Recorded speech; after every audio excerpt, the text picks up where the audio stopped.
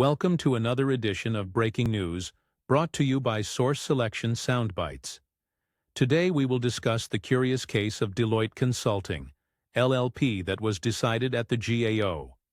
In this case, the RFP identified 9 positions as key personnel and identified minimum requirements for those positions. The RFP provided that the key personnel resumes and commitment letters would be evaluated to determine the relevant qualifications and experience of proposed key personnel. An evaluation of relevant experience certainly included the requirement to ensure the minimum experience requirements of the solicitation were met. The protester alleged that the agency's evaluation of the offerer's key personnel was unreasonable, undocumented, and disparate.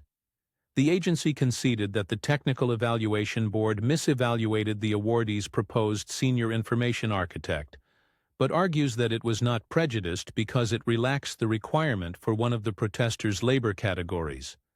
The agency's point was the protester was not treated differently, as it also benefited from relaxing the minimum requirements.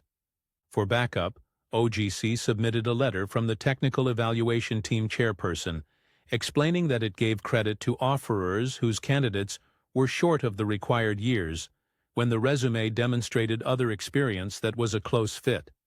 In those cases, the Technical Evaluation Team determined the candidate met but did not exceed the requirement.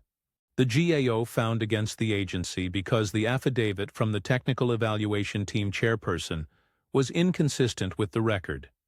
The record demonstrated that the agency knew it relaxed the requirement for one of the protester's key personnel, but the record did not demonstrate knowingly relaxing the minimum requirements for the awardee's senior information architect. In addition, the candidate's resume did not demonstrate the required 5 years of experience, even considering the additional close-fit experience. Moreover, the agency did not bother to explain why the close-fit experience was sufficient to meet agency requirements. Lastly, several key personnel minimum requirements were relaxed, but there was no record of why the agency found the resumes met agency requirements.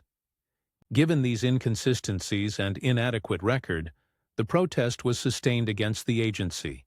Now let's address a few of the lessons learned from this protest. They include: 1.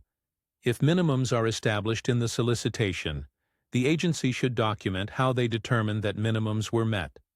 2. The CO should trust but verify the agency's conclusion. 3. Any deviation from the requirements must be explained. And 4. All vendors must be treated equally in terms of how the evaluation is applied.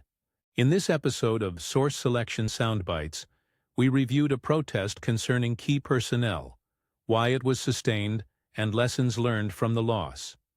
This concludes today's Source Selection Soundbite. If this video was helpful, hit the like and subscribe button to ensure you don't miss any new material. If you want more details on the subject, they are available on the Source Selection Answer app. It contains lectures, quizzes, court cases, sample documents, and more material that allows practitioners to quickly obtain actionable knowledge. Thanks for watching. See you next time.